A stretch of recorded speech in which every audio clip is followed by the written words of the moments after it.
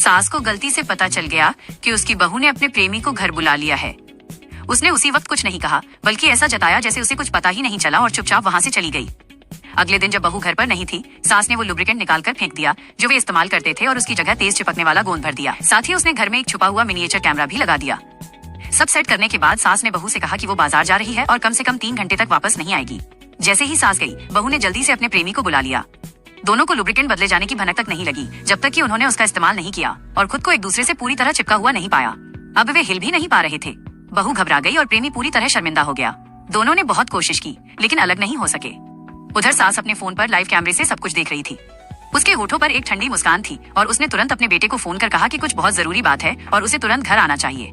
साथ ही उसने रिश्तेदारों को भी बुलाया, यह कहकर कि वे शादी की सालगिरह मनाने आ जाएं।